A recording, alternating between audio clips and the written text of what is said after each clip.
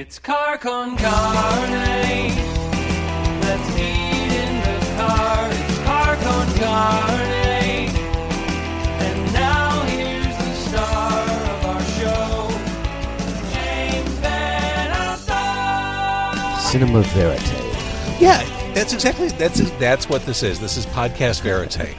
Really, my goal, Brian, every episode is to make it so that everything is A-OK, and all I have to do is clip the front and the back and put it out there. There you go. Like you edit it in your head, like when you hit the point of diminishing returns and it's time to call it. Yeah, and I think it's sometimes the first takes are the best too.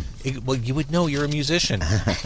And this is Car Con Carne. Car Con Carne is a Q101 podcast. Car Con Carne, sponsored by Easy Automation, easy-automation.net. Easy for me to say. Transform your living space, your home, with cutting-edge home automation. Experience seamless control over audio, video, lighting, climate, security, and more.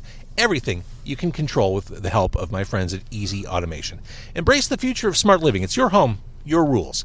Get a quote by visiting easy-automation.net or give my friend Dan a call. 630, this is his personal phone number, 630-730-3728. Brian, you should give Dan a call. You'd like each other. You're both music heads.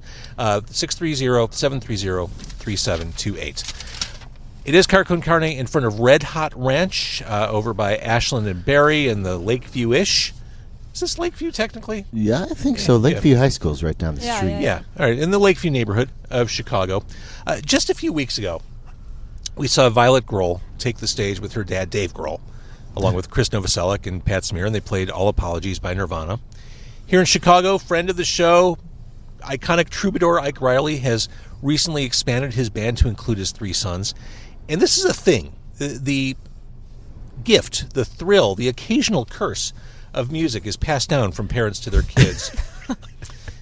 And that's what we have on display. In your case, it's going to be a curse, Hazel. Sorry about that. Your cross to bear. So we first came to know Brian Krumm through his band Great Crusades. And more recently, he stepped out with his first solo project. Brian Krumm and his Barfly Friends released on the wonderful Pravda Records, yeah, in 2023. Now, in 2025, as I live and breathe, Brian's daughter Hazel Krumm finds herself making her way as an independent artist. Her debut EP, Backroads, came out at the end of last year. So this episode is a celebration of family, and jeans, and music, and in our case, Hazel, hot dogs. Yes. All right. So we're going to eat as we talk, as we do. Brian, you said you had a question as we got started? Oh, yeah. It was just, James, thanks very much for having us here. It's of course. It's long overdue. Prestigious honor, prestigious show.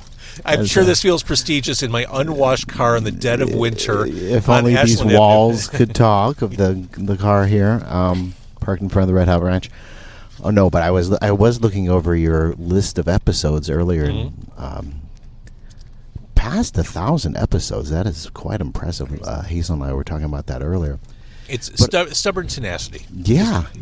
I mean, don't stop. Keep doing it. Please keep doing it. I love the podcast. And but I did notice conspicuously there were some artists that were interviewed more than once, and some restaurateurs, I should say. Hot Dog was one of them. Sure. And then I noticed John Langford. Yes. My old buddy David Singer. Sure. And some other folks, but I noticed the name of the artist Tiffany also was a multiple... two-time guest. Two-time guest. No, I'm sorry, three-time guest. 3 times? Whoa. I'm not sure if Hazel's familiar with Tiffany, but I just am intrigued by Tiffany appearing on the show, especially my local connection is that she, when I was in high school... probably about the year 1989 or 88, at Tiffany's height of popularity, the school that I was at, Collinsville High School in Collinsville, Illinois, outside of St. Louis, won a contest on a local radio station that Tiffany came to the school amazing. And performed in our gymnasium. And the whole school just went... Oh, yeah. I've heard this story. I bet you have. And I think We're Alone Now was probably your biggest hit, Hazel. It was. But okay. So how did Tiffany end up on Friend of a friend, and we did our first interview at Caddy Shack in Rosemont. Okay. Because she was staying nearby. She was playing the Allstate Arena with Debbie Gibson, I think, that weekend. Nice. And so it worked out great. So the next time she came to town, we connected, and I went to her Airbnb, and we recorded outside there. And then she came to Austin's Fuel Room like 1 or 2 years ago, and I'm like, hey, you want to do this again? She's like, sure. So that's fun. Yeah, Very. She's great. So for context, Hazel, I think, and Brian, correct me if I'm wrong, I probably am. I'm pretty sure that I Think We're Alone Now, which was her number one song, cover of the Tommy James song. I think that song is the one that knocked Michael Jackson out of the number one spot. Oh, whatever that song was that year. Whoa. I think she holds that distinction. So I did not know that. yeah, so for later generations, for Gen Z especially, that has no connection to, they know Michael Jackson. Right. Well, I will say that when she appeared at Council High School, she was the most down-to-earth. She's the coolest person that you could, she gave out autographs. She not only performed, during a very cool show in the gymnasium, she also waited for, an hour or so while the kids lined up and wanted to get autographs. She has always, since her youth, been very respectful of her fan base. So I'm going to show, if you're watching on video, the hot dog. This is classic, like Depression style. The hot dog is buried under a bed of fries. So as I was explaining to the Krumm family earlier, it's kind of like an escape room for a hot dog. You got to find your way out of the French fries to actually get to the dog. It's barely poking through here, and I know this is going to be horribly messy to eat as we talk. I'm going to bite into the cheeseburger right now. Well, as you're biting in, I'll throw a question to you, Brian, because we knew you first. No disrespect, Hazel. None taken. Famously, your approach for your solo album, Just Fade Away, got a lot of attention. You wrote it during the pandemic, and the basic idea, and you can correct me if I don't have the details right, was every day you would do a shot of whiskey at maybe 5 o'clock. That's right. Quitting time, and you'd write a song. That is correct. You amassed. And I would highly recommend that for any young singer-songwriter. No, but This was 25 days. It was 25 days, and it was after 25 days. I decided that was a long enough period of time to be drinking whiskey every day. But also, I did come up with 25 songs out of that little experiment. 11 of which made the album. Yes. That was encouraged by my wife, so she was in on the game. It was her idea, so I can blame Really? it all. I can blame it all on her. So, all right, first question. The 14 songs that didn't make it, were they not good, or are they just kind of waiting to get called off the bench They at some are point? still in the mix, believe it or not, and that they may end up on. They may end up being songs from my other band, which is the Great Crusades. Some of them are being recorded right now, actually, for the Barfly Friends. So there's a little bit of cross functionality from some of those leftover songs. We also have a big batch of brand new songs that we're working on as we speak over at Joyride Studio in Humboldt Park and at various home studios as well. So they are still out there, and unless there was something about them that I just couldn't move on with them, I definitely wanted to give them all a proper recording session and see if they saw the light of day. Was your dad always like writing and doing that when you were a kid? I mean, yeah, that's like entirety of my childhood is growing up watching him and all of his musical friends play. So it's just like a normalcy for me. Did that make you want to do music, or did that turn you off of music? And No. I don't say that facetiously because kids don't want to do what their parents do. No, I mean, it definitely made me want to start doing music, and I've just always kind of been singing obnoxiously, and all my friends kind of get annoyed at me because of all, I'm always singing. So I think that and my like annoying personality and a combination of my dad and watching that's definitely what drew me in. I've never thought of you as annoying. She actually When it comes to came music. home from summer camp one summer and had started to play ukulele at the camp, and I had been planning all these years prior to that to actually, give her some guitar lessons and this is how you do it, Hazel. This is a D, this is a A, this is a E, and she came home with this ukulele. and just started writing tunes on that. It was incredible. Sorry if I'm embarrassing you, Hazel. No, I just forgot about that. But then she switched, as any respectful, guitarist knows, you eventually switch off the ukulele to the guitar. But she did switch to guitar and then just continued to write tunes, and I was super happy that, she found joy in that. Yeah. Well, I had that bright pink guitar that I got for like my 6th birthday, Right. and I From knew my friend Steven, yeah. I knew like a solid 3 chords, and then like you said, I didn't really get into it until summer camp, and then ukulele is much easier than the guitar, so I think that kind of just like, if I can do this, why not try? That was Yeah, probably- not to talk badly of the ukulele. No. And Brian, when did you realize, like, oh shit, I think my daughter actually has aptitude for this? Very early. Some of the very first songs that she wrote were we're talking 12 years old, I think. We sat down and wrote that one song that you ended up putting on one of your albums. I did co-op one of her. No way. One of her songs. But I was, to my defense, it ended up on a Great Crusades record, but it was called "Thanks for Asking," and it's out in the world. You can hear it on the streaming services or whatever. But I was recording a demo for her to sing the lead vocal on, and I ended up just doing a guide vocal myself. The rest of the guides in the band said, "Oh man, we love that song. It's got to be on the record." And Hazel was kind of like, "You stole my song. Thanks a lot."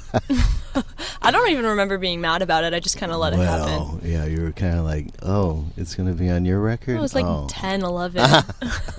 But I think I realized very early that she had something very special. Not only her voice, but also her songwriting, her knack for songwriting. I think was right there very early on.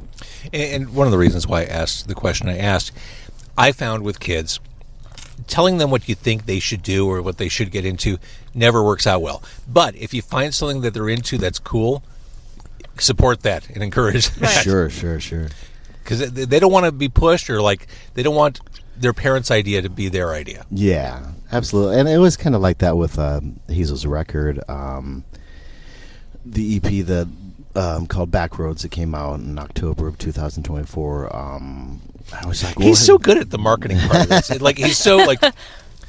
I've been prepared. practicing. I've been practicing for this podcast all day. No, Me too. no.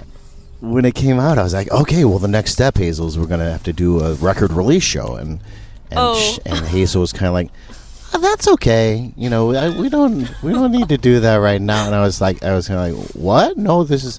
And Hazel was kind of like, yeah, that's kind of your thing, Dad. That's, I love you, but we don't have to rush around and do it. I like to take my time. Yeah, we did end up doing the equivalent of a record release party in December at Martyrs with some other great bands, and Hazel blew the roof off the house. I mean, you've already played with Lydia Cash. You've played Martyrs. I mean, the bar's been set pretty high for your live performance career. It's been a lot of fun. I mean, I actually do have pretty bad stage fright, or at least I thought that I did before playing the first gig. And after it was over, I was like, why do I think I'm nervous about it? Because once I actually get up there, I was like, once you lock it in, right, it's fine. It's completely different than I expect it to be. And I did musical theater throughout all of middle school, and so I'm like, that's not this playing stuff that I actually like is not nearly as humiliating as musical theater. So it's actually fun. Does your dad tell dad jokes? Tell dad jokes? I think so. He also he kind of just makes random noises or sings a random song. It's true. I like it though. It's it's the musical aspect of him coming. I think the daughter takes after the dad. Is this the first daughter-dad interview you've done? It has to be. Actually, technically no. No? Many years ago. You interviewed your own daughter. I interviewed my own daughter for Take Your Children to Work Day. I like it.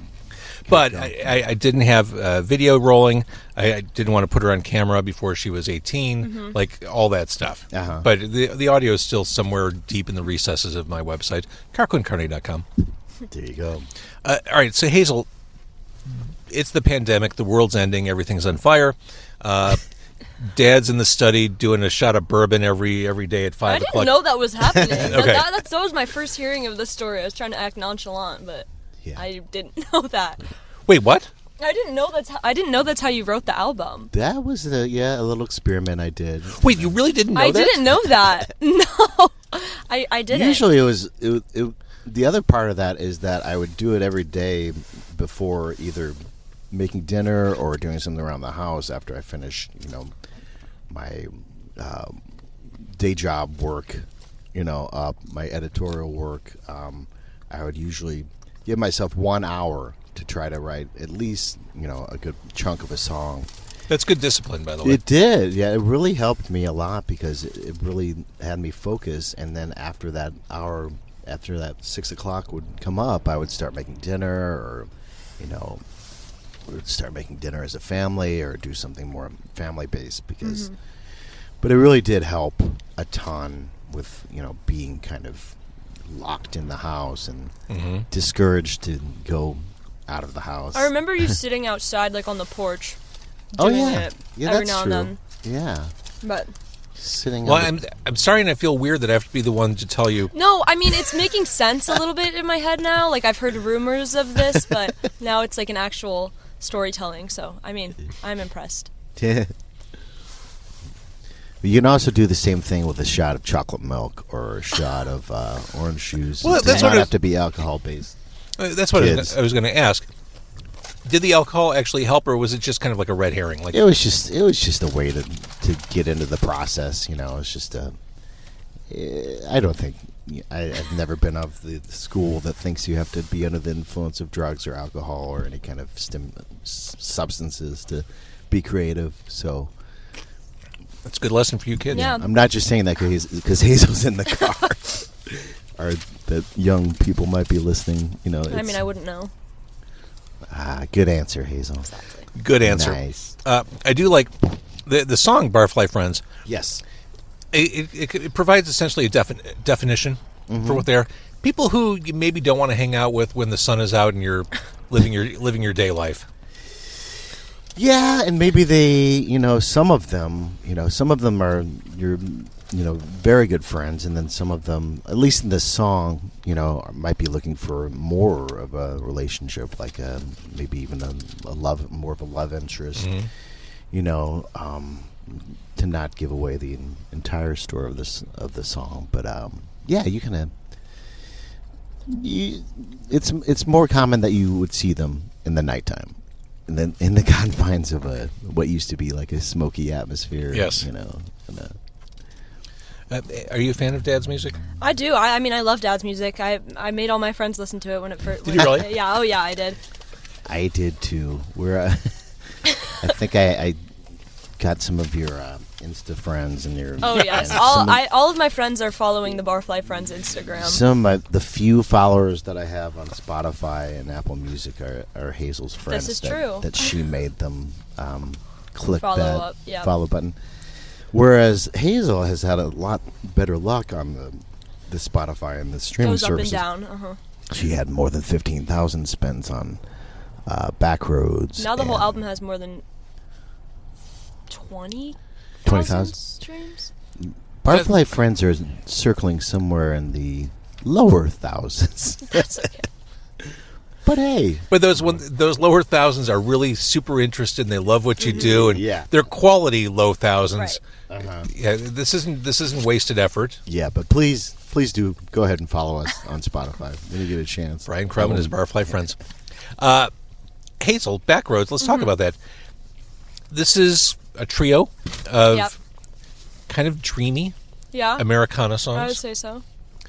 I have a daughter your age-ish.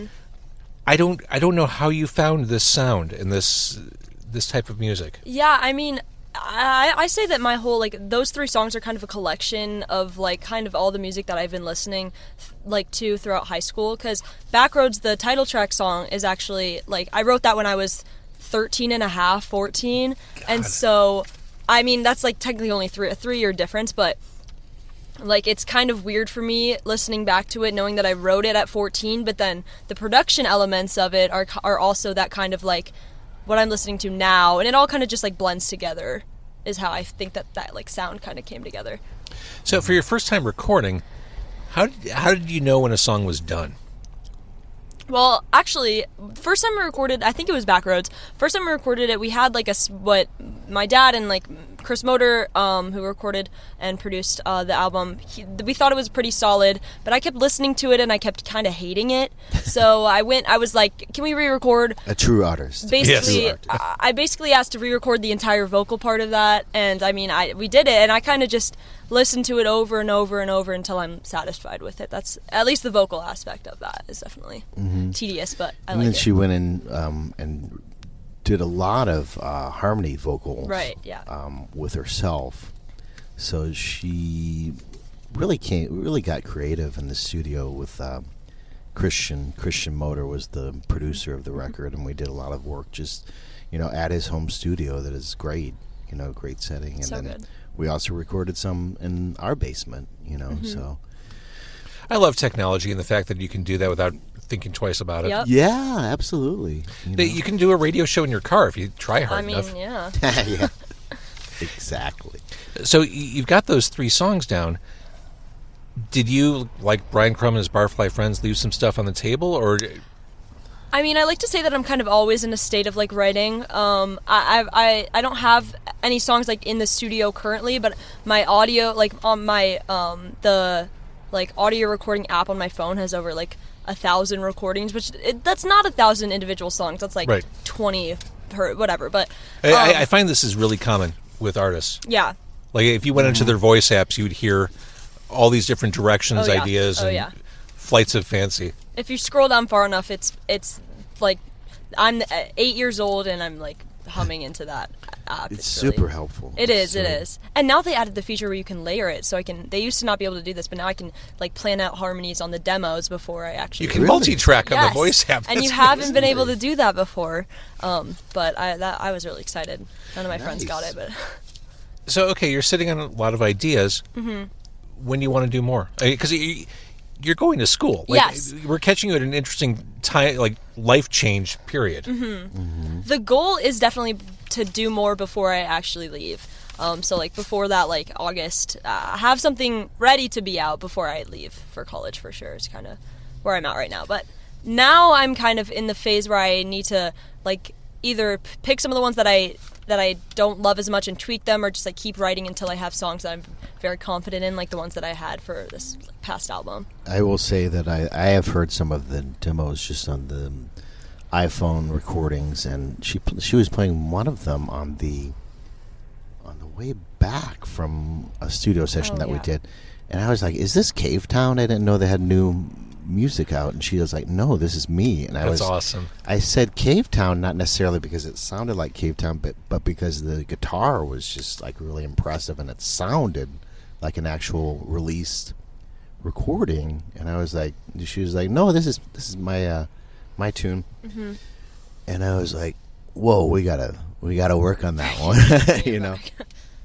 Well, I love. I mean, this is a great start. It really is. And again, for someone your age, and I bring up the age mainly because genre-wise, I don't normally hear this coming from Gen Z, like this kind of world-aware sensibility. So you've locked into something cool. Yeah, I think a big part of it is your voice too. You know, Hazel's Yeah. voice is just really captivating and really moving. Oh, thanks. And I think it catches people. It catches people's attention. You know, my friend Riley Downs and Love her. Lydia Cash we played a show with them at Martyrs, and they ended up asking Hazel to open a show for Lydia immediately after hearing Hazel perform, because they were just so moved by her songs and her voice. And so I think you really got something going on, kid. I'm excited to see how it keeps going. Yeah. So might we be able to see you on stage before you go to school? Oh yes. oh yeah. Yes. Oh, yes. You say that without. Well, I mean, I don't know the specifics, but I like I said, I used to think that I had stage fright, and now I'm excited, and I just love doing it. So. And believe it or not, even though you're ramping up to go to college, you actually have more free time now than That's you true. did That's true. prior years. So there's already been some talk of putting together some shows. So keep your eye out at hazelkrumm.com. Yep. There it is. There's the marketer. Just so you know, you probably don't need math for the rest of your life.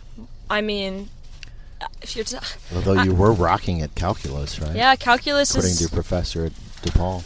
Hey, don't listen to me. I went to Columbia College. I didn't have to take a math class. See, the thing is, I have a love-hate relationship with math. It's definitely. I did a whole project in like 6th grade about math and music, so. All right, you came to all this naturally, organically. I love that. Now, as far as live music goes, Brian Krumm and his Barfly Friends returning to Fitzgerald. Sidebar at Fitzgerald's on May 3rd. May 3rd. Yes, 2 sets usually. There are so many wonderful venues in the city and suburbs. Can we all agree that Fitzgerald's has to be like top 5 at the least? Mm-hmm. I love that place. It's a very special place. It's a very special place, and there's so many times when I've just been there to see bands that I love. For a while there, I was going there every January because a guy I love, I almost idolized, Webb Wilder, would play there every January. And then I ended up playing with Tough It Out. Human Cannonball. Love that stuff. Then I ended up opening for him. I got to meet him. He signed my guitar. And That's awesome. so there's a lot of crossover between, the time that I just started going there and was a fan of the club to being able to actually perform there. That's been great. And you were at the Pravda Records Pravda Fest. That was a great day. Not only was I there, Brian Krumm of Brian Krumm and his Barfly Friends, I emceed the damn thing. You were the MC. I remember you introduced us. Mm-hmm. Yeah, absolutely. And thank you for that. Of course. That was wildly fun because there were 3 stages. They had the patio area, the sidebar, and the main stage. So I would basically walk off stage from introducing Brian Krumm, and then next thing you know, I'm running off to the main stage to introduce the handcuffs or something. Right. Like I would just walk off one stage because it was just constant motion and action that day. It was the funnest day. It was a great day. Funnest is not a word. Sidebar at Fitzgerald's on the 3rd. Also, you're touring Germany this year. I didn't see that one coming. Yes, we are touring Germany. We've Hazel's actually, we toured there the last time in 2023, right after the record came out, Just Fade Away, for the Barfly Friends. And we did a combo tour that the Barfly Friends, even though it's the same band members, basically, we were the opening band for the Great Crusades, who have been touring Germany for a number of years. And yeah, we will be going back there in 2025 for 12 shows. I've got to ask, because I have so many musicians who listen to and watch the show. How do you break in another country? Yep. Yeah. It was interesting because it was probably shortly after I moved to Chicago in 1998. From Champaign? From Champaign, yeah. Great town. And that's where I actually formed the Great Crusades. Some buddies of mine down there, and sort of reformed back up in Chicago in 98 with the current lineup of Chris Motor, Brian Hunt, Brian Leach, and myself. A lot of Brians. A lot of Brians. 3 Brians. The jokes that go along with that are a completely different episode of the podcast. And yeah, our first record that we put out got licensed by a small label in Germany, and they set up a tour for us. And as you might imagine, we had an amazing time and just kept going back. Was there a lot of beer? There was a lot of beer, yeah. A lot of great beer. Not just, because even the smaller towns, a lot of those towns have breweries in them. So this isn't your first time hearing about your dad drinking beer, is it? No. No, but I toured with them. So. Oh, there you go. Yeah, and we got the first record came out on this label called Trocadero Records, and then a bigger label, Glitter House Records, put out the first, the second record, and then a couple after that, and then the tours kept getting a little bigger and bigger. We were on some TV shows over there, so we had a lot of success in Germany, and then sort of spread out to other countries in Europe after that. And it probably hit a high point at some point, but we're still able to go back every few years, and because it's a big undertaking. It is. It's a lot of planning. It's a lot of I do a lot of the booking myself, a lot of the marketing, promotion myself too, and have some people help me out in Germany with the tour management and the driving, thankfully. But it's a lot of it is a lot of work actually, but it's a lot of fun too. Absolutely a lot of fun, and a lot of music lovers, and especially we've had made a lot of great friends too, not just fans in the country of Germany. That's a great story. Yeah, absolutely. Definitely have some super fans. Absolutely, that I've met. yeah. And some people have ended up moving to the States, and a couple got married. Michelle and Patrick, they ended up getting married, and there's been some, love connections, that we like to think we had a hand in. You're a connector. So yeah, those dates will be from June 12th to the 22nd, and they're all on the website. And then Krumm.com. And then when you get back, Brian, be ready.